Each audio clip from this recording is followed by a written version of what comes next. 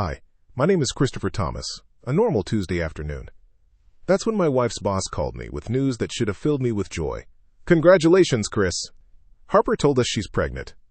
You must be thrilled. But I wasn't thrilled. I was confused. Because 6 months ago, after a medical procedure, I was told I could never have kids. The doctors were certain.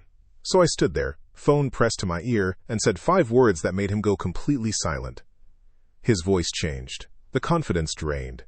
And suddenly he realized he'd just opened a door that Harper had been desperately trying to keep closed. You want to know what I said? You want to know what happened next? Stay with me.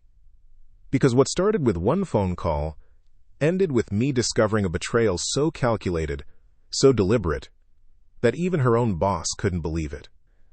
Before we jump back in, tell us where you're tuning in from, and if this story touches you, make sure you're subscribed, because tomorrow I've saved something extra special for you. The coffee mug slipped from my hand. Not dramatically, not like in the movies where it shatters and the world stops. It just tilted, spilling lukewarm coffee across the kitchen counter in a slow, dark puddle that I didn't bother to wipe up. I'm sorry, could you repeat that? I said into the phone, my voice steady even though my mind was racing. I said congratulations, Chris, the voice on the other end repeated, warmer this time, more enthusiastic. Harper just told everyone at the office. We're all so excited for you both. A baby, that's wonderful news. Richard Caldwell, Harper's boss.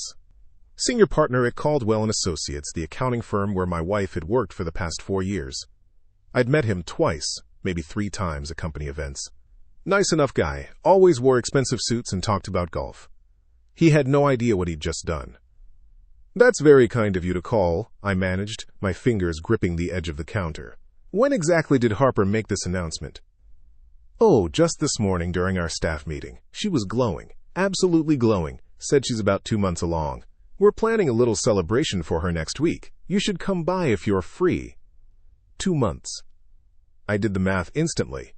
2 months ago, I was in Summit Ridge Medical Center, recovering from a vasectomy.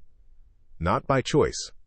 A medical necessity after they found a mass that turned out to be benign, thank God. But the procedure left no ambiguity about my future. The urologist, Dr. Patterson, had been very clear. Very, very clear.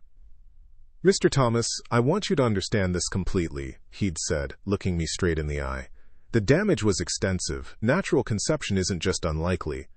It's impossible. I'm sorry. Harper had been there. She'd held my hand. She'd cried with me. We'd mourned together the family we'd never have. Or so I thought. Chris, you still there? Richard's voice pulled me back. I cleared my throat. Yes, sorry, just processing. It's a lot to take in. Of course. Big news. Well, I won't keep you. I'm sure you two have a lot to talk about. Just wanted to reach out personally. Harper's one of our best, and we take care of our own here at Caldwell. That's when I said it. 5 words that I didn't plan, didn't rehearse. They just came out, cold and clear. I can't have biological kids. Silence. Complete, suffocating silence. Then, quieter, uncertain, I'm sorry, what?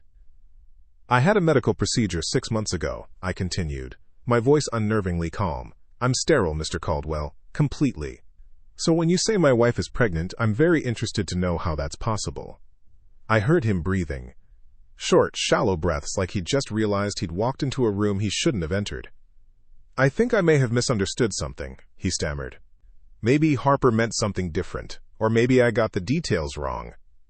Did she say she was pregnant, yes or no? Yes, but Christopher, I'm sure there's an explanation. There is, I interrupted. I just need to hear it from her. Another pause. Then, his voice barely above a whisper. I think I should let you two discuss this privately. I think that's wise. The line went dead. I stood there for a long moment, staring at my phone, watching the screen fade to black. The coffee continued to drip off the counter, pooling on the tile floor. Somewhere in the house, the air conditioning kicked on with its familiar hum. Everything looked normal. Everything felt like the world had just tilted off its axis. Harper wouldn't be home for another 3 hours. I had time. Time to think, time to process, time to decide what kind of man I was going to be when she walked through that door. I grabbed my phone again and opened my contacts. Scrolled to a name I hadn't called in months. Aaron Whitmore, my lawyer. We'd gone to college together, stayed friends even after he moved to Belmont Heights to start his practice. He specialized in family law. He answered on the second ring. "Chris, long time, what's going on?" "I need to know my options," I said, hypothetically speaking. Hypothetically, he repeated, and I could hear the shift in his tone. He knew, he always knew when something was wrong. "Talk to me." I told him everything. The procedure, the prognosis, the phone call. He listened without interrupting, which is what good lawyers do. When I finished, he let out a long, slow breath. "First question," he said. "Do you want to save the marriage or protect yourself?" I hadn't thought about it in those terms. "I don't know yet." "Fair enough. Second question, do you have documentation of your medical condition?" "Everything. Surgical reports, follow-up appointments, the whole file." "Good. Keep those somewhere safe, somewhere she doesn't have access. Do you have a separate bank account?" "No, everything's joint." "Open one tomorrow." "Don't withdraw anything major yet, just set it up." "And Chris?" "Yeah?" "Don't confront her until you know what you want. Anger makes people sloppy. You need to be smart about this." I thanked him and hung up. Smart. Right, I could do smart. I cleaned up the coffee, wiped down the counter, threw the mug in the sink. Then I walked upstairs to our bedroom, the one we'd painted together 3 years ago when we bought this house. Pale blue walls. White trim. A king-sized bed we'd picked out at some furniture store in Parkview Commons. Her side of the closet was immaculate as always, color-coordinated, organized by season. I ran my hand along the hangers, not sure what I was looking for. Then I saw it. On the top shelf behind a stack of sweaters she never wore, a small cardboard box, the kind that holds documents or keepsakes. I pulled it down. It wasn't heavy, but it rattled slightly when I moved it. I sat on the edge of the bed and opened it. Inside were receipts, dozens of them, restaurants I'd never been to, hotels in cities I'd never visited, a spa in Crescent Bay, jewelry from a boutique I didn't recognize. And underneath all of that, at the very bottom, a folded piece of paper. I opened it slowly, like it might explode. It was a printed email. From Harper's personal account to someone named Trevor Ashford. The subject line read, "Next steps." The message was short. "Trevor, I told them at work today. Richard was thrilled. I'll tell Chris tonight when he gets home. I know this is complicated, but we talked about this. I'm keeping it. I love you. We'll figure out the rest. H." The date stamp was from this morning, 8:43 a.m. I read it 3 times. Then I folded it carefully, placed it back in the box, and put the box exactly where I found it. Then I went downstairs, sat on the couch, and waited. Harper and I met 7 years ago at a friend's wedding in Meadowbrook. She was a bridesmaid, I was a groomsman. We ended up seated next to each other at the reception, and by the end of the night, we'd exchanged numbers. Our first date was at a small Italian place called Giovanni's on the east side of town. She ordered the carbonara and laughed at all my terrible jokes. I thought I'd hit the jackpot. We got married 2 years later in a ceremony at Willowcrest Gardens. Nothing too fancy, just family and close friends. Harper wore a simple white dress and cried during her vows. I meant every word of mine. For a while, things were good, really good. We bought the house in Ashford Hills, a quiet neighborhood with tree-lined streets and families who waved when you drove by. Harper got promoted twice at Caldwell & Associates, climbing from junior accountant to senior analyst. I worked as an operations manager at Brennan Logistics, a mid-sized shipping company based in the industrial district near Highway 9. We weren't rich, but we were comfortable. We took vacations to the coast, hosted dinner parties, talked about starting a family someday when the timing was right. Then came the health scare. It started with pain, sharp, persistent pain that I tried to ignore for weeks, until Harper practically dragged me to the doctor. Tests, imaging, consultations. The mass they found was large enough to be concerning. Surgery was scheduled quickly. I remember lying in the hospital bed the night before the procedure, Harper sitting beside me holding my hand. "Whatever happens," she said softly, "we'll get through it together." I believed her. The surgery went well. The mass was benign. But Dr. Patterson delivered the news about my fertility with the kind of clinical detachment that doctors use when they're trying to be compassionate but factual.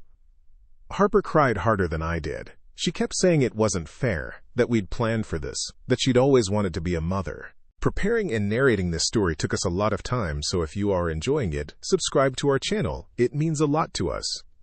Now back to the story. We can adopt, I told her, or fostering. There are options. She nodded, but something in her eyes looked distant, like she was already somewhere else. The recovery took 6 weeks. During that time, Harper threw herself into work. She stayed late at the office most nights, took on extra projects, volunteered for assignments that required travel. I told myself she was coping in her own way, processing the loss of the future she'd imagined. I didn't question it. I should have. About 3 months after the surgery, she came home one evening with a strange energy about her. Not happy exactly, but animated. She told me Caldwell and Associates was opening a new branch in Crescent Bay, about 2 hours north, and they wanted her to help with the transition. It would mean overnight trips once or twice a week. It's a great opportunity, she said, her eyes bright. Richard thinks I could make partner if I handle this well. Partner? That was the dream. I wasn't going to stand in the way of that. Go for it, I told her. So she did. Tuesday and Wednesday nights became her Crescent Bay nights. She'd leave early Tuesday morning with an overnight bag, come home Wednesday evening tired but satisfied. She'd tell me about meetings, about difficult clients, about the challenges of setting up new systems. I never doubted a single word. Looking back now, sitting on that couch waiting for her to come home, I could see all the signs I'd missed. The way she started password protecting her phone. The new perfume she wore on Tuesdays. The time I called her hotel room at 10 p.m. on a Wednesday and got no answer, and when I asked about it the next day, she said she'd gone down to the lobby for better Wi-Fi. How could I have been so blind? The clock on the wall ticked steadily toward 5:30. That's when she usually got home on days she wasn't traveling. I'd made dinner countless times, stood in this same kitchen chopping vegetables while she told me about her day. Tonight I didn't cook. Tonight I just sat.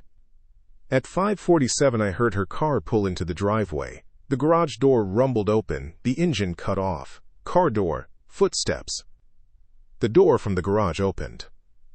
"Chris, I'm home," Harper called out, her voice carrying that familiar lilt. "Sorry I'm a little late." Richard wanted to go over some numbers before I left. I didn't answer immediately. I just watched her walk into the living room, her work bag slung over her shoulder, her dark hair pulled back in a neat ponytail. She wore a gray blazer and black slacks. Professional. Put together. She stopped when she saw me sitting there, motionless. "Hey, what's wrong?" she asked, concern flickering across her face. "You look upset." I gestured to the chair across from me. "Sit down, Harper." She hesitated. "Chris, you're scaring me. What happened?" "Sit down." She sat slowly, setting her bag on the floor beside her, her hands folded in her lap. "I got a very interesting phone call today," I began, keeping my voice level. "From Richard." Her face didn't change, but I saw it. The tiniest flicker in her eyes. Recognition. Fear. "Oh," she said carefully. "What did he want?" "He called to congratulate me. Said you announced something at work this morning. Something exciting." She swallowed. "Chris, are you pregnant, Harper?" The question hung in the air between us like smoke. She opened her mouth, closed it, opened it again. "Yes," she whispered. The word hung in the air between us, heavy and impossible. Yes. I leaned back against the couch, feeling the leather creak beneath me. For a moment, I said nothing. I just looked at her, this woman I'd married, this woman I'd built a life with, and tried to find any trace of the person I thought I knew. "How far along?" I asked quietly.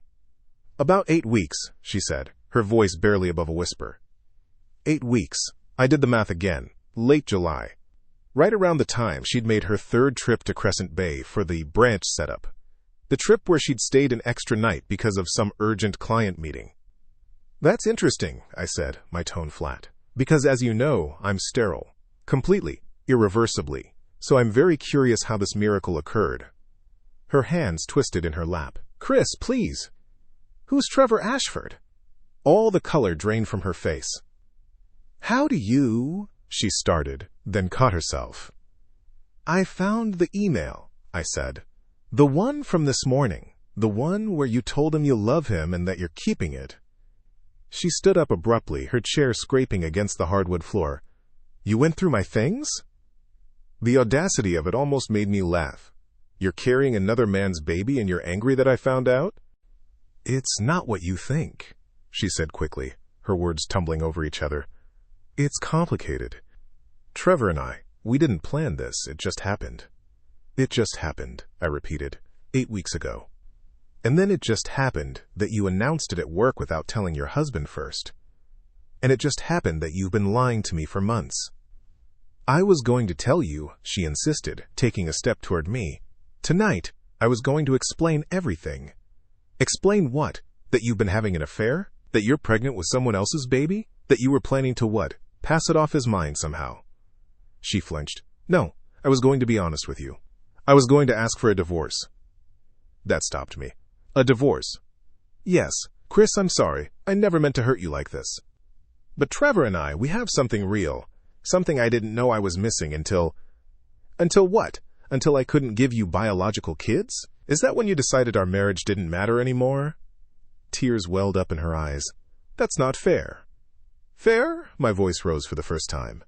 You want to talk about fair? I supported you through every promotion, every late night, every trip to Crescent Bay.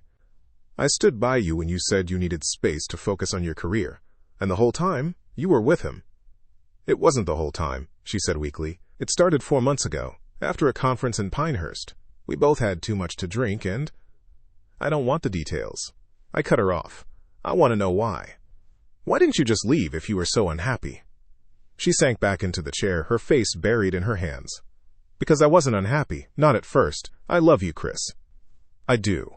But when you got sick, and then when the doctor said you couldn't have kids, something broke. I tried to be okay with it. I tried to convince myself that adoption would be enough, but it wasn't. So you found someone who could give you what I couldn't. It's not that simple. It sounds pretty simple to me. She looked up at me, mascara starting to run down her cheeks. Trevor wants to be with me. He wants this baby. He's already talking about us moving in together, about making a life. How convenient, I said. And what about our life? Our house? Our 7 years together? I know I owe you better than this, she said. I know I should have told you sooner. But I was scared. Scared of hurting you. Scared of what people would think. Scared of losing the comfortable life you have here while you figured out if Trevor was worth the risk, I added. She didn't deny it. I stood up, walked to the window, looked out at our street. The Hendersons were walking their dog. The Patels were bringing in groceries. Normal people living normal lives while mine crumbled. Does he know? I asked, not turning around. Trevor, does he know you're married? A pause. Then, yes. And he's fine with it? With you living here, sleeping in my bed, pretending everything's normal while you carry his baby? He's been patient, she said quietly. He understands it's complicated. I turned back to face her. Patient. Right. What a saint. Chris, please. I know you're angry. I'm not angry, I interrupted and realized as I said it that it was true. I wasn't angry. I was something else. Something colder. I'm disappointed. In you, in me for not seeing it, in all of it.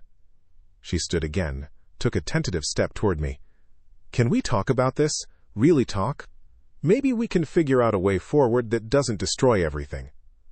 Everything's already destroyed, Harper. You just didn't tell me until the building collapsed.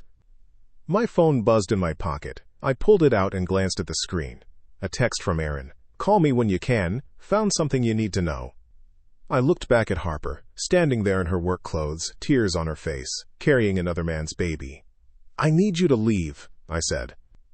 Her eyes widened. What? This is my house, too. Actually, I said, keeping my voice steady, if you check the deed, you'll find the house is in my name only. We never updated it after my father helped with the down payment. He insisted on keeping it that way for tax reasons. That was a lie. We'd talked about adding her name a dozen times. I'd just never gotten around to it. Now, I was grateful for my own procrastination. You can't just kick me out, she said, her voice rising. I can, and I am. Pack a bag, go stay with Trevor, or your sister, or a hotel. I don't care. But you're not sleeping under this roof tonight. Chris, please. Go, now, before I say something we'll both regret. She stared at me for a long moment, searching my face for any sign of weakness, any crack she could exploit. She didn't find one. Finally, she grabbed her work bag and headed upstairs. I heard drawers opening and closing, the sound of a suitcase being dragged from the closet. 10 minutes later, she came back down with an overnight bag and her purse. She stopped at the door, turned back to look at me one more time. "I really am sorry," she said. "So am I replied. "I'm sorry I wasted 7 years on someone who could do this." She flinched like I'd struck her, then walked out. The door closed behind her with a soft click. I stood in the silence of the empty house, listening to her car start up and pull away. Then I called Aaron back. "What did you find?" I asked when he answered. "You're not going to like it," he said, "but you need to know, Harper's been moving money. Small amounts. Nothing that would trigger alerts, but consistent. She's been transferring funds from your joint account into a separate account for the past 3 months. About $12,000 total." I closed my eyes. Of course she had. "There's more," Aaron continued. "I did some digging on Trevor Ashford. He works at Caldwell, too. He's a senior accountant, been there about 5 years. Divorced, 2 kids with his ex-wife. And here's the kicker. He's Richard Caldwell's nephew." The pieces clicked into place. The trips to Crescent Bay, the late nights at the office, Richard's enthusiastic phone call this morning. "Richard knew," I said. "I'd bet money on it," Aaron confirmed. "He probably facilitated the whole thing, gave them projects together, created reasons for them to travel. That's why he called you. He thought you were in on it. Thought Harper had already told you and you'd agreed to some arrangement." I laughed. It was a bitter, hollow sound. "What do you want to do?" Aaron asked. I looked around the house, at the photos on the walls, at the furniture we'd picked out together, at the life I'd thought was real. "I want everything documented," I said. "Every text, every email, every dollar she moved. I want a paper trail that proves exactly what she did and when, and then I want to take back everything she tried to steal from me." "Consider it done," Aaron said. "I'll start filing paperwork tomorrow." After I hung up, I walked through the house room by room, seeing it all with new eyes. The kitchen, where I'd cooked her favorite meals. The living room, where we'd watched movies on Friday nights. The bedroom, where she'd held my hand and promised we'd get through everything together. All of it tainted now. All of it a lie. But I wasn't going to run. I wasn't going to hide. I was going to stand my ground and fight for what was mine. Because Harper had made one crucial mistake. She'd underestimated me.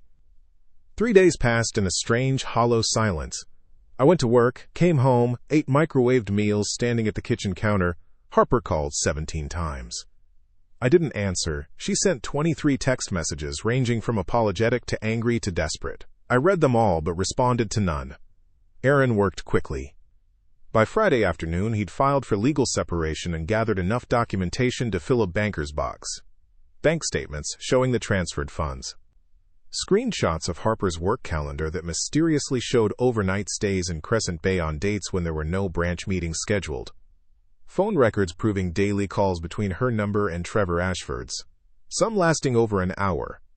The picture was clear. This wasn't a mistake or a moment of weakness. This was calculated, sustained deception. On Saturday morning, I drove to Caldwell and Associates. The office was technically closed on weekends, but I knew Richard Caldwell often came in to catch up on paperwork. His silver Mercedes was parked in its reserved spot near the front entrance. I walked through the glass doors into the quiet lobby. The receptionist's desk sat empty. My footsteps echoed on the polished marble floor as I made my way to the executive suite on the 3rd floor. Richard's door was open. He sat at his massive oak desk, reading glasses perched on his nose, reviewing what looked like a contract. He glanced up when I knocked on the doorframe. "Christopher," he said, his voice cautious, "I wasn't expecting you." "I'm sure you weren't," I replied, stepping into his office without waiting for an invitation. He set down the contract and removed his glasses. "Look, about that phone call earlier this week, I apologize. I clearly stepped into a situation I didn't fully understand." "Didn't you?" I asked, closing the door behind me. His expression shifted, becoming more guarded. "I'm not sure what you mean." "Trevor Ashford is your nephew." Silence. "You gave them projects together," I continued, moving closer to his desk. You created opportunities for them to travel. You facilitated an affair between your employee and your nephew while she was married to me." Richard stood slowly, his hands raised in a placating gesture. "Christopher, I think you're overstepping here. What happens between consenting adults outside of work hours isn't my concern. But you knew she was married, you knew what was happening. And instead of maintaining any kind of professional boundary, you helped them hide it." "I didn't help them hide anything," he said firmly. "Harper's personal life is her business. Trevor's personal life is his business. I'm not their keeper. But you are their boss. And when Harper announced her pregnancy at that staff meeting, you called me to congratulate me. Why would you do that if you knew the baby wasn't mine?" His jaw tightened. "I assumed you and Harper had worked something out, that perhaps you'd agreed to raise the baby together despite the circumstances. People make all kinds of arrangements these days. Without asking me first, without confirming with Harper before you made that call?" He picked up his glasses, folded them carefully, set them on the desk. "What do you want, Christopher?" "I want you to understand something," I said, my voice dropping lower. "I'm not going to make a scene. I'm not going to sue your company or file complaints. But I am going to make sure everyone knows exactly what kind of man you are. The kind who values his nephew's happiness over basic human decency. The kind who participates in destroying someone's marriage and thinks it's none of his business. Are you threatening me?" "I'm informing you. Because when this all comes out, and it will come out, people are going to ask questions. They're going to wonder how a managing partner could be so oblivious to an affair happening right under his nose. Unless, of course, he wasn't oblivious at all." Richard's face flushed red. "You need to leave my office." "I'm already leaving, but here's something to think about. Harper told Trevor she loves him. She's planning a future with him. Do you really think she's going to want to keep working here after the divorce? And when she leaves, she's going to take clients with her. She's good at what she does, you said so yourself. Those relationships she's built over 4 years don't belong to Caldwell and Associates. They belong to her." I could see the calculation happening behind his eyes. Harper was one of their top performers. Losing her would mean losing revenue. "She's already talking about starting her own firm," I lied smoothly. "She mentioned it last month. Said she was tired of making other people rich when she could be building something for herself. I wonder how Trevor feels about that. I wonder if he's planning to leave with her." That hit home. Richard's expression darkened. "You're making things up to cause trouble." "Am I? Ask them yourself." "Better yet, wait and see what happens when the baby arrives and Harper needs maternity leave. You think she's coming back? Or do you think she's going to take everything she's learned here and become your competition?" I turned and walked toward the door, then paused with my hand on the handle. "One more thing," I said without looking back. "That celebration you mentioned planning for her, I'd cancel it. Nothing kills office morale like celebrating an affair." I left him standing there, his face pale, his carefully constructed world starting to crack. The drive home felt surreal. I'd never been a confrontational person. Never been someone who walked into offices and delivered ultimatums. But something had shifted inside me over the past 3 days. The shock had worn off, replaced by something colder and more focused. Harper had tried to call again while I was driving. This time I answered. "Chris, thank God," she said, her voice rushed and desperate. "I've been trying to reach you for days. We need to talk." "I'm listening." "Not on the phone. Can we meet somewhere, please? There are things I need to explain." "Come to the house," I said. 6 o'clock tonight." Okay, yes. Thank you. I'll be there." She arrived at exactly 6, pulling into the driveway in her silver sedan. I watched from the living room window as she sat in the car for a moment, checking her makeup in the rearview mirror, taking deep breaths like she was preparing for a performance. When she finally came to the door, I let her knock 3 times before opening it. She looked tired. Dark circles under her eyes, her hair pulled back in a messy ponytail, wearing jeans and an oversized sweater instead of her usual professional attire. "Can I come in?" she asked. I stepped aside and she walked past me into the living room, the same living room where I'd confronted her 3 days ago. She sat on the edge of the couch, hands clasped in her lap. I remained standing. "You wanted to talk," I said. She nodded, not meeting my eyes. "I spoke with a lawyer yesterday." She said we should try to handle this amicably, that it would be better for both of us if we can agree on terms without going to court. Your lawyer said that? Yes. She thinks we can file jointly, split everything 50-50, and be done in a few months. I almost laughed. 50-50. The house, the cars, our savings. She said it's standard in no-fault divorce cases. This isn't a no-fault divorce, Harper. You committed adultery. You moved money without my knowledge. You planned to leave me while pretending everything was fine. Her head snapped up. How did you know about the money? I have a lawyer, too, a good one. He's been very thorough. She stood abruptly, her voice rising. You're having me investigated? I'm protecting myself, something I should have started doing months ago. This is insane, she said, starting to pace. I made a mistake. I fell in love with someone else. That doesn't mean you get to take everything from me. I'm not taking anything from you. I'm keeping what's mine. There's a difference. She stopped pacing, turned to face me directly. The house is half mine. I've lived here for 5 years. I've paid bills, maintained it, made it a home. The deed says otherwise. We can change that. A judge will see that I contributed to the household, that I have a right to equity. Maybe, I conceded. Or maybe a judge will see that you systematically stole money from our joint account while planning to abandon the marriage.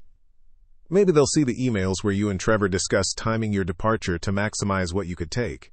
Maybe they'll hear about how your boss, who happens to be Trevor's uncle, helped facilitate the affair. Her face went pale. You talked to Richard. I did.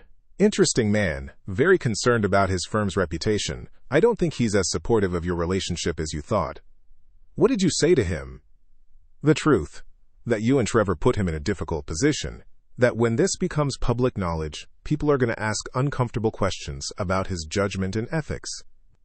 She sank back onto the couch, her bravado crumbling. You're trying to ruin my career. I'm not trying to do anything. I'm simply making sure the truth is known. What happens after that isn't my responsibility. Tears started sliding down her cheeks, real ones this time, not the calculated variety she'd used before. Chris, please, I know I hurt you. I know what I did was wrong, but you can't destroy my whole life over this. I'm not destroying your life. You did that yourself when you decided Trevor was worth more than our marriage. I'll give the money back, she said quickly. All of it, every cent, and I'll sign whatever you want about the house.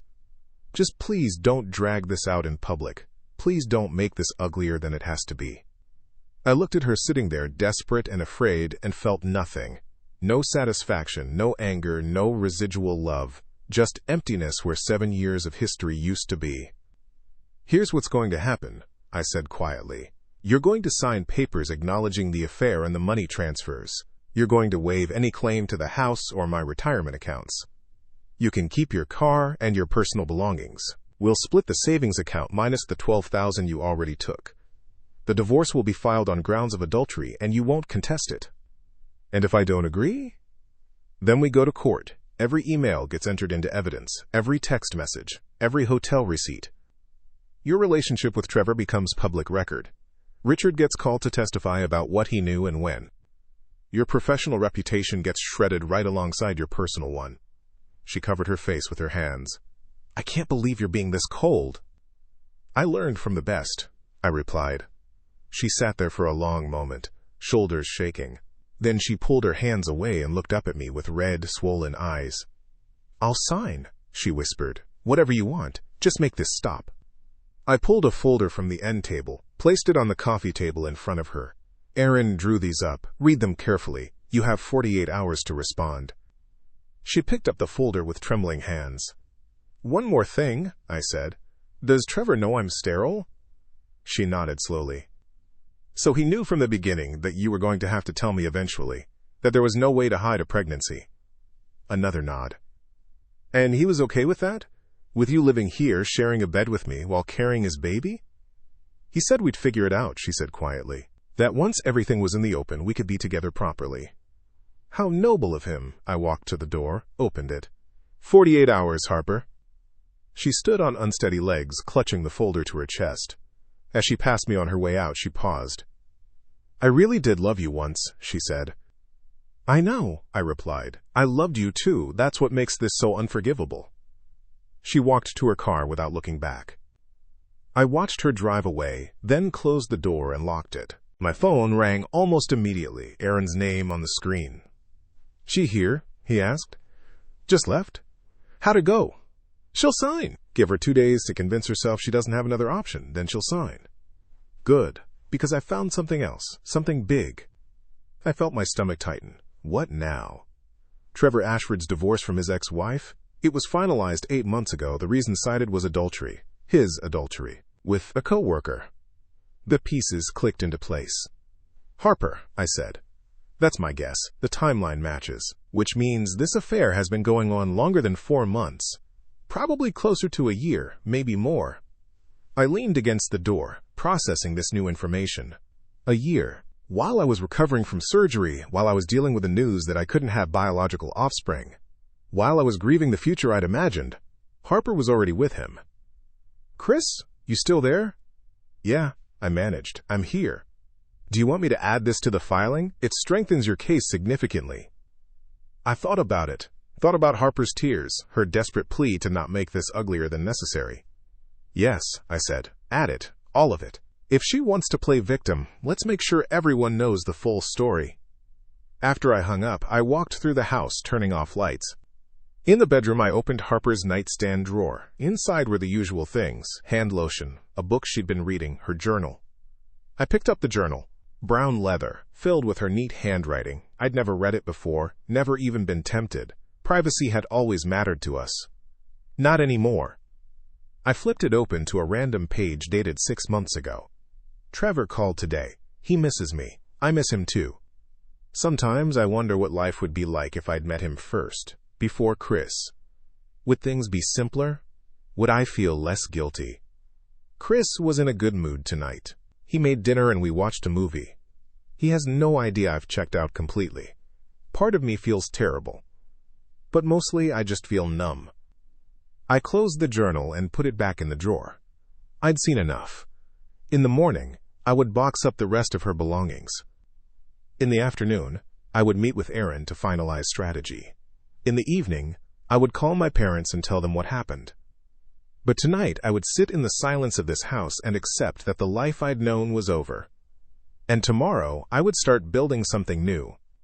Monday morning arrived with unexpected clarity. I woke up at 6, made coffee, showered, and dressed for work like any other day. Except everything felt different, lighter somehow, despite the weight of what was coming. Aaron had scheduled a meeting for 9 a.m. When I arrived at his office in the Riverside Professional Center, he was waiting with 2 other people I didn't recognize. "Chris, this is Patricia Valdez, a forensic accountant, and Marcus Chen, a private investigator," Aaron said as I shook their hands. "I brought them in over the weekend to expedite things." We sat around the conference table, and Patricia opened her laptop. "Mr. Thomas, I've reviewed your financial records going back 2 years, she began, her tone professional and direct. "The money transfers your wife made were carefully structured to avoid detection. Small amounts, irregular intervals, different days of the week.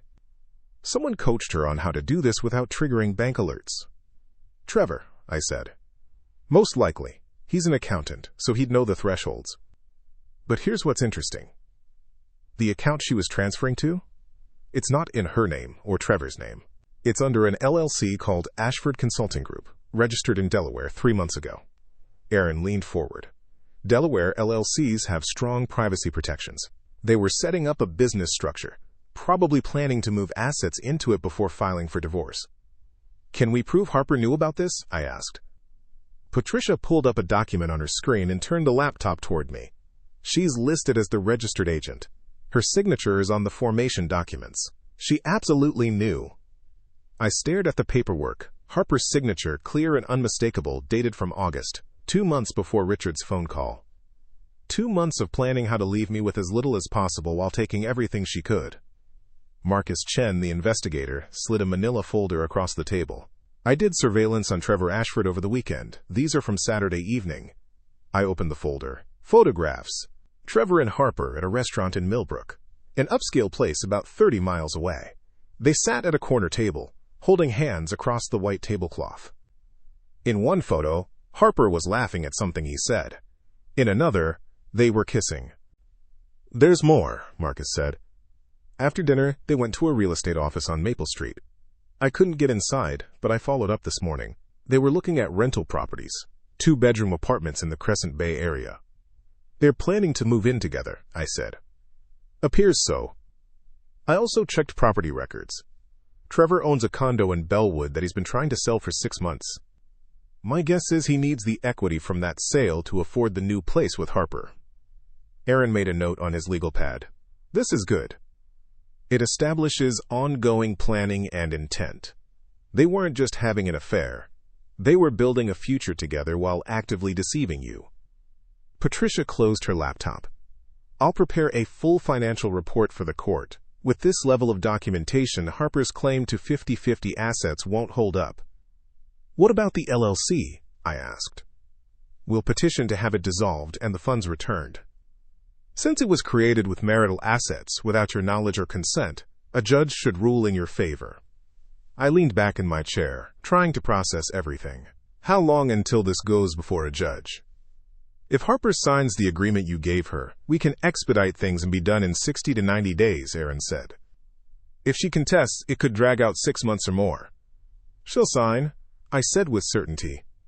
Aaron raised an eyebrow. You sound sure. Because I know her. She wants this to be quiet and quick. She wants to move on with Trevor and pretend none of this happened.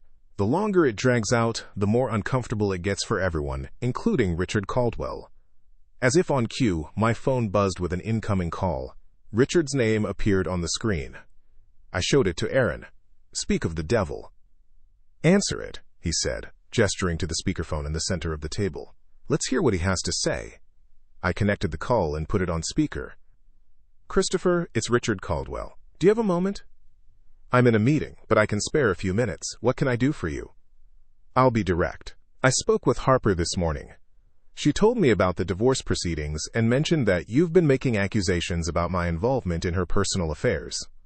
I haven't made accusations. I've stated facts. You facilitated opportunities for Harper and Trevor to spend time together.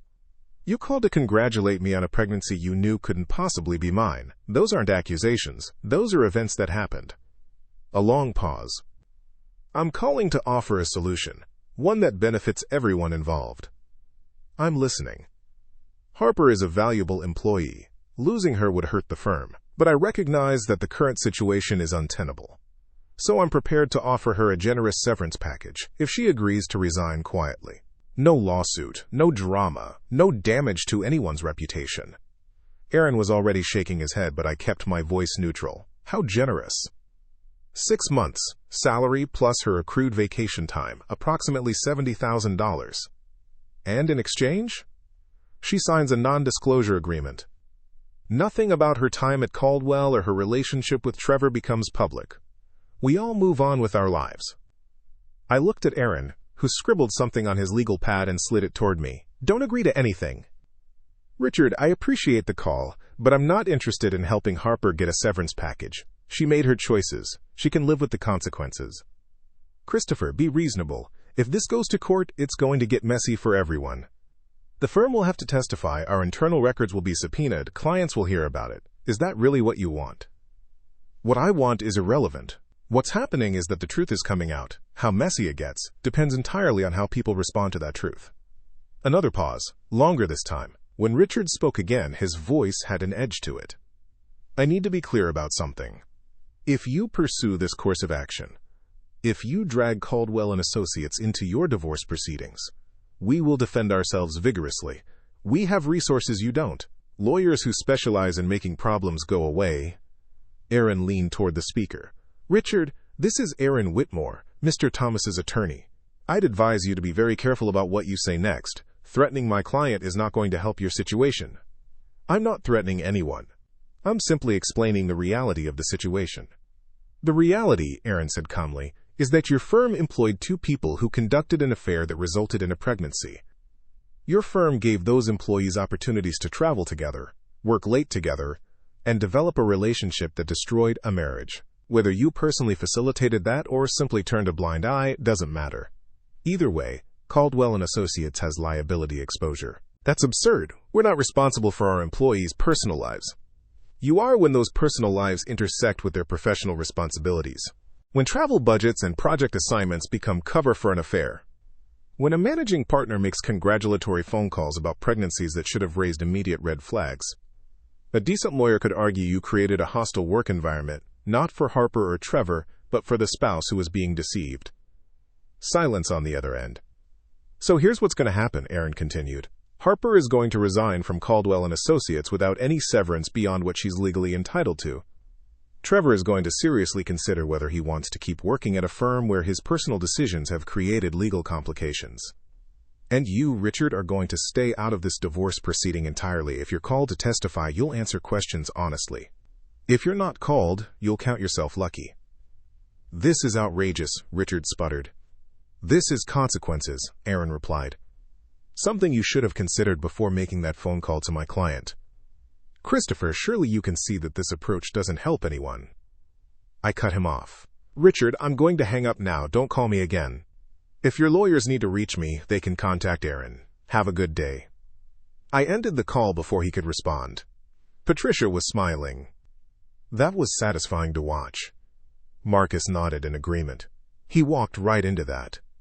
Aaron closed his folder. He's scared. That severance offer wasn't about helping Harper, it was about protecting the firm from potential litigation. Are we actually going to sue Caldwell? I asked. Probably not, but letting Richard think we might, that's leverage. He'll pressure Harper and Trevor to settle quickly and quietly, which is exactly what we want. My phone buzzed again. This time it was a text from Harper. We need to talk. Now. It's important. I showed the message to Aaron. Don't respond yet, he said. Let her sweat for a few hours. She's probably heard from Richard and is panicking. But 15 minutes later, another text arrived. Chris, please. Trevor and I broke up. I need to talk to you. I stared at the message. She says she and Trevor broke up. Aaron raised an eyebrow. Interesting timing. You think she's lying? I think she's desperate. Marcus, can you verify this? Marcus was already on his phone. Give me 30 minutes. I'll check Trevor's social media, talk to a few people, see what I can find out.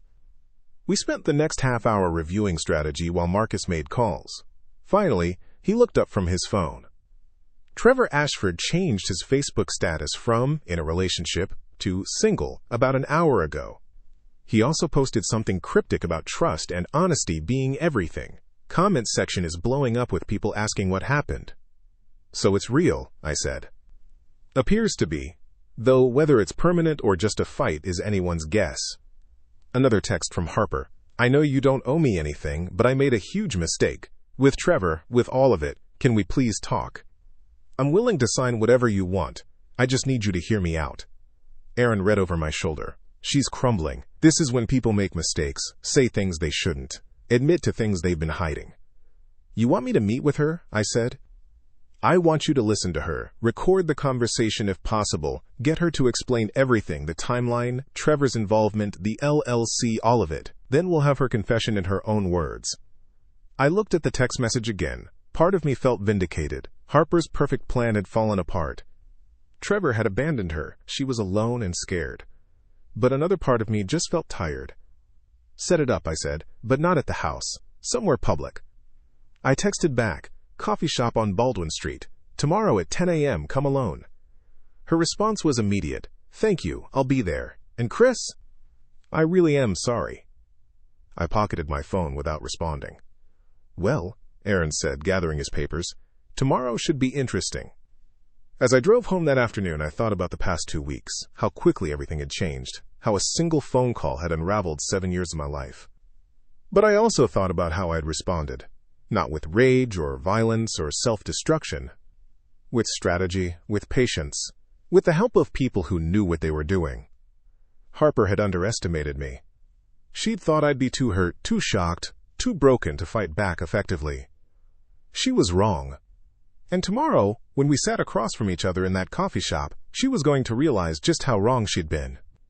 I pulled into my driveway as the sun was setting, casting long shadows across the lawn. Inside the house, I made dinner, answered emails, watched a documentary about something I immediately forgot. Normal life continuing while everything underneath had fundamentally changed. At 11 p.m., my phone buzzed one last time. Another text from Harper. I never meant for any of this to happen. I hope you know that. I typed out a response, deleted it, typed another, deleted that too. Finally, I just turned off my phone and went to bed. Some messages didn't deserve answers. The coffee shop on Baldwin Street was one of those deliberately rustic places with exposed brick walls and mismatched furniture. I arrived 15 minutes early, ordered a black coffee, and chose a table near the back corner, where we could talk without being overheard but still remain visible to other patrons. Aaron had given me a small recording device that looked like a regular pen. "Just set it on the table," he'd instructed. "It'll pick up everything." Tennessee is a one-party consent state, so you're legally covered as long as you're part of the conversation. At exactly 10 a.m., Harper walked through the door. She looked worse than I'd ever seen her. No makeup, hair pulled into a careless bun, wearing yoga pants and an old college sweatshirt. Her eyes were puffy and red. She spotted me and walked over slowly, like she was approaching something dangerous. "Thank you for meeting me," she said quietly, sliding into the chair across from me. I didn't respond, just gestured to the empty seat. She sat down, hands clasped tightly in her lap. "Can I get you anything? Another coffee?" "I'm fine. You said you needed to talk, so talk." She took a shaky breath. "Trevor ended things 2 days ago. We had a fight about Richard, about the firm, about everything. He said I was dragging him into a mess he didn't sign up for. He said he needed time to think about what he really wanted." "And what does he really want?" "Not me, apparently, not if it comes with complications." Her voice cracked. "He blocked my number, changed his social media passwords. I went to his condo yesterday, and he wouldn't even open the door." I sipped my coffee, waiting. "I know what you're thinking," she continued. "That I deserve this. That it's karma, or justice, or whatever. And maybe you're right. But Chris, I need you to understand something. I never meant to hurt you this badly." "Just hurt me a little bit?" I asked. "That's not what I meant. I just got caught up in something that felt exciting and new, and I didn't think about the consequences until it was too late." "You had months to think about consequences. You chose not to." She looked down at her hands. "When did you become so cold?" "When my wife told me she was pregnant with another man's baby. That tends to change a person." Silence settled between us. Someone dropped a mug behind the counter and it shattered, making Harper flinch. "I talked to a lawyer," she said finally. "She reviewed the papers you sent. She said you're asking for too much, that a judge would never give you everything. Your lawyer is trying to justify her fees. The evidence is overwhelming, Harper. You committed adultery. You moved money without my knowledge. You planned to leave me while hiding assets in an LLC. Any judge who sees that documentation is going to rule in my favor." Her eyes widened. "How do you know about the LLC?" "I have a very good lawyer, and a forensic accountant, and an investigator. They've been busy." She leaned back in her chair, the color draining from her face. "You've been investigating me?" "Protecting myself. There's a difference."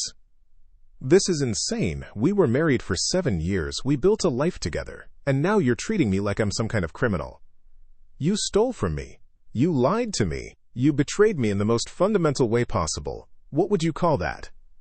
"A mistake," she said desperately. "A terrible, stupid mistake that I regret every single day." "Do you regret the affair, or do you regret getting caught?" She didn't answer immediately, which was answer enough. I leaned forward. "Let me tell you what I think happened. I think you and Trevor started seeing each other while he was still married. Probably about a year ago, maybe longer. His wife found out and divorced him for adultery. You saw what happened to him in that divorce and you got smart. You started planning how to leave me without losing everything. You created the LLC to hide assets. You waited until after his divorce was finalized to get more serious. And then you got pregnant." Her hands were shaking now. "The pregnancy wasn't planned," I continued. "That complicated things. You couldn't hide it forever. So you started preparing me for the idea that you wanted to leave. You became more distant. You picked fights about small things. You were building a narrative where the marriage was failing and the divorce was inevitable." "That's not true," she whispered. "Which part?" "Any of it. The affair started 4 months ago, just like I told you. Trevor's divorce was already final. The LLC was his idea, something about protecting business assets. I barely understood it." I pulled out my phone and opened the photos Marcus had sent me, turned the screen toward her. "This is from Trevor's divorce filing. The date of separation was 14 months ago. The adultery citation specifically mentions a coworker at Caldwell and Associates. There's only one female coworker Trevor spent significant time with during that period. She stared at the image, her lips moving silently as she read. "And this," I said, swiping to the next photo, "is the LLC formation document. Your signature is on it. The date is 3 months ago. You can't claim you barely understood something you signed your name to." "Chris, please." "I'm not finished. This next one is interesting." I showed her a screenshot of bank records. "These are the transfers you made from our joint account. Notice the amounts? Always under $10,000. That's because anything over $10,000 triggers mandatory bank reporting. Someone taught you that. Someone with financial expertise. Like, say, an accountant." She pushed the phone away. "Stop. Just stop." "Why? Because the truth is uncomfortable? Because you can't explain it away?" "Because I came here to apologize, not to be interrogated like a suspect." "You are a suspect. A suspect in the systematic dismantling of our marriage and the theft of marital assets." She stood abruptly, her chair scraping loudly against the floor. Several people turned to look.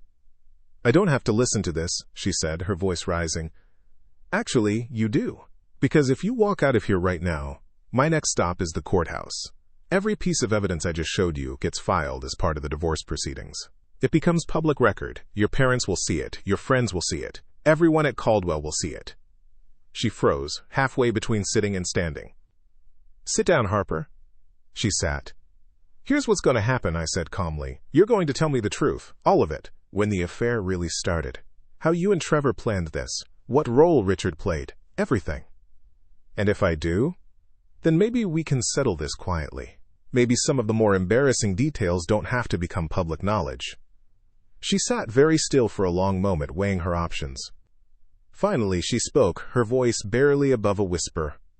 "It started 13 months ago, at a conference in Pinehurst. We'd been working together for months before that, and there was always chemistry, but nothing happened until that night. We got drinks after the conference ended. One thing led to another. His wife knew," I said. "It wasn't a question. Not right away, but eventually, yes. She hired a private investigator, got photos of us together, filed for divorce 6 months later. And you kept seeing him, even while I was recovering from surgery." She nodded, tears streaming down her face now. "I'm not proud of it, but yes, Trevor said his divorce would be final soon and then we could be together properly. I just had to be patient." "The LLC was your idea or his?" "His. He said if I was going to leave you, I needed to be smart about it. That you'd try to take everything out of spite. So we set up the company, and I started moving small amounts of money, just enough to have a safety net when I filed for divorce. Except you never planned to file. You planned to wait until I filed so you could play the victim." She looked up at me, surprised. "How did you know that?" "Because I know you, Harper. You've always cared more about how things look than how things are. You wanted to be the one who was left, not the one who left. More sympathetic that way." She wiped her eyes with the back of her hand. "Trevor promised he'd take care of me, that we'd move to Crescent Bay and start over. I believed him. Until Richard called me and everything fell apart." "Yes." "Trevor panicked when he realized you knew. He said I'd ruined everything by telling people at work before telling you. That I'd made us both look bad. We fought constantly after that. And then when you started investigating, when Richard got involved, he just gave up, said it wasn't worth the drama. So he abandoned you, left you pregnant and alone." "Yes," she whispered. I sat back, processing everything she'd admitted. The recording pin had captured all of it. Her confession, in her own words, about the affair, the planning, the deception. "What happens now?" she asked quietly. "Now you sign the settlement agreement. You take what I'm offering, and you walk away. No court battle, no public spectacle, just a quick, clean divorce. And what are you offering? Your car, your personal belongings, half of what's left in the savings account after you return the $12,000 you transferred. That's it." "That's nothing," she said. "I'll have to start completely over. You should have thought about that before you destroyed our marriage." She looked at me with something close to hatred. "You've become cruel." "No, I've become someone who refuses to be taken advantage of. There's a difference." She stood again, slower this time, gathering what was left of her dignity. "I'll have my lawyer contact yours. We'll work something out. You have 72 hours. After that, everything I have gets filed, and this becomes a public circus. Your choice." She walked toward the door, then paused and turned back. "For what it's worth," she said, "I really did love you once, before everything got complicated." "Love isn't complicated, Harper. People are, and you chose to be the kind of person who destroys things rather than fixing them." She left without another word. I sat there for another 20 minutes, finishing my coffee, making sure she was really gone. Then I texted Aaron, "Got everything." She confessed to all of it. His response was immediate. "Perfect. Come to the office. We'll file today." As I walked out of the coffee shop into the bright morning sunlight, I felt something shift inside me. Not happiness exactly, but resolution, clarity. Harper had tried to manipulate me one last time, playing the victim, hoping I'd feel sorry for her. But I was done being manipulated. The truth was out. The evidence was documented. And justice, slow and methodical, was finally coming. Harper's lawyer called Aaron on Thursday afternoon. The conversation lasted 11 minutes. When Aaron called me afterward, I could hear the satisfaction in his voice. "She's signing everything. No modifications, no negotiations." Her lawyer tried to push back on a few points, but when I mentioned we had a recorded confession, that was the end of the discussion. "When?" I asked. "Tomorrow morning, 10 a.m. at my office. She'll sign, we'll notarize, and it's done. Divorce will be finalized in 60 days. That night, I sat in the living room with a glass of whiskey I didn't really want. The house felt different now, not sad exactly, but hollow. Like a shell waiting to be filled with something new. My phone buzzed. A text from my mother. "Your father and I are coming to visit this weekend. We love you and we're proud of how you've handled this." I'd told them everything 3 days ago. My mother had cried. My father had gone silent for a long time, then simply said, "You did the right thing, son. Standing up for yourself is never wrong." Friday morning arrived cold and clear. I drove to Aaron's office and arrived to find Harper already there, sitting in the waiting room with her lawyer, a sharp-looking woman in her 50s named Patricia Warren. Harper didn't look at me when I walked in, just stared at her hands folded in her lap. We all filed into the conference room. The settlement agreement sat on the table, thick and official-looking. Aaron walked through each section methodically, explaining what Harper was signing away. The house. Any claim to my retirement accounts. Any future alimony. She would keep her car, her personal belongings, and roughly $18,000 from the joint savings. "Do you understand everything I've explained?" Aaron asked her. "Yes," she said quietly. "And you agree to these terms voluntarily, without coercion?" "Yes." She signed on 6 different pages. Her hand trembled slightly, but her signature was clear. The notary stamped each page with practiced efficiency. "That's it," Aaron said. "The divorce will be finalized within 60 days. Until then, no contact between parties unless it's through legal counsel." Harper stood without a word and walked out with her lawyer. I watched her go, feeling nothing but relief. Aaron shook my hand. "Congratulations, you handled this better than 90% of people would have." I drove home, walked through the empty house, and started making a list. Rooms to repaint, furniture to replace. A fresh start, one item at a time. The hardest part was over. Now came the rebuilding. 2 months passed faster than I expected. The divorce was finalized on a Tuesday in late January. No drama, no last-minute complications. Just a notice from the court that arrived in the mail, official and final. I stood in the kitchen holding the document, reading it twice to make sure it was real. 7 years of marriage reduced to 6 pages of legal terminology. I should have felt something more. Sadness, maybe, or anger, or relief. Instead, I just felt ready. Ready to move forward. The house had changed considerably. I'd repainted the bedroom a deep gray, replaced the furniture Harper and I had picked out together with pieces that felt like mine. The living room got new curtains, a different couch, a bookshelf I'd built myself from salvaged wood. Every room told a different story now. My parents had visited twice, helping me sort through the remnants of my old life. My mother had been surprisingly pragmatic about the whole thing, boxing up photos and mementos without sentimentality.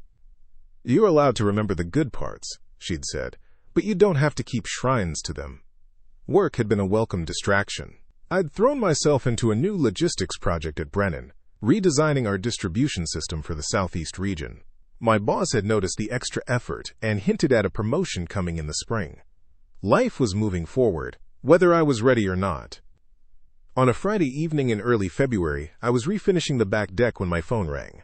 Unknown number. I almost didn't answer, but something made me pick up. Christopher Thomas? A woman's voice, professional but uncertain. Yes? My name is Nicole Brennan. I'm the ex-wife of Trevor Ashford. I hope you don't mind me calling. I got your number from a mutual friend who thought we should talk. I set down my sandpaper. What can I do for you? I wanted to apologize. I know that sounds strange, but when I heard what happened with your wife and Trevor, I felt responsible somehow. Like I should have warned you or done something to prevent it. You didn't know me. You don't owe me anything. Maybe not. But I know what it's like to have your life turned upside down by someone you trusted. I know how it feels to discover the person you married isn't who you thought they were. We talked for nearly an hour. She told me about discovering Trevor's affair with Harper, about the private investigator, about the divorce that left her raising 2 young ones alone while Trevor moved on without consequence. The thing that bothered me most, she said, wasn't even the affair, it was how calculated it all was. How he could look me in the eye every day and lie so smoothly. That's what I couldn't forgive. I understand that completely, I said. Before we hung up, she said something that stayed with me. You're gonna be okay. I can hear it in your voice. You're not broken. You're just healing. There's a difference. After the call ended, I sat on the half-finished deck watching the sunset. The sky turned orange and pink and purple, colors bleeding into each other like watercolors. Nicole was right. I wasn't broken. I was healing. The following week, I signed up for a woodworking class at the community center, something I'd always wanted to try but never had time for. The instructor was a retired carpenter named Frank, who spoke in measured tones and had hands like weathered leather. Wood is forgiving, he said during the first class. You make a mistake, you can usually fix it. Sand it down, start over. Not many things in life work that way, so appreciate it while you're here. I made a small box first. Simple joints, basic design. It wasn't perfect, but it was mine. The second project was a picture frame. As I worked on it, I thought about the photo Harper had taken from the garage, the one from 10 Christmases ago. I'd let her keep it. Some memories belong to the past. By March, the house felt completely different. Not just redecorated, but reimagined. A home built for one person, with room to grow into something more when the time was right. I wasn't dating, wasn't even thinking about it. The idea of trusting someone that deeply again felt impossible. But I also wasn't closed to the possibility, just not ready yet. One Saturday afternoon, I ran into Richard Caldwell at a hardware store in Parkview Commons. He saw me first and tried to avoid eye contact, but I walked directly toward him. "Richard," I said. He turned, his expression guarded. "Christopher, how are you?" "Better than expected. You?" "Busy. The firm is doing well. I heard Harper started her own consulting business." He nodded stiffly. "She did. Took a few clients with her when she left." "And Trevor?" "Still with us. Keeps his head down, does his work." We stood there in awkward silence for a moment. "For what it's worth," Richard finally said, "I'm sorry about how everything happened. I should have handled things differently." "Yes, you should have. But I'm not angry anymore, just disappointed." He nodded slowly. "I can live with that." We parted ways without another word. As spring arrived, I started taking long walks through Ashford Hills. The neighborhood looked different in daylight, when I wasn't rushing home from work or running errands. I noticed things I'd missed before. The elderly couple who walked their corgi every morning. The teenagers shooting basketball in driveways. The quiet rhythm of ordinary life continuing all around me. One evening in late April, I sat on my back deck with a beer and my phone. I scrolled through old photos, the ones I'd kept in a folder labeled Before. Harper and me at the beach. Harper and me at a friend's wedding. Harper and me building this very deck. I looked at those photos for a long time. Not with sadness or anger, but with acceptance. That version of my life was over. And that was okay. I deleted the folder. Not out of spite, but because I didn't need it anymore. The past didn't define me. It informed me, taught me, shaped me. But it didn't own me. I was Christopher Thomas. Divorced, rebuilding, healing. And for the first time in months, that felt like enough. The future stretched out ahead, uncertain but full of possibility. And I was ready to meet it. Up next, You've got 2 more standout stories right on your screen. If this one hit the mark, you won't want to pass these up. Just click and check them out. And don't forget to subscribe and turn on the notification bell so you don't miss any upload from us.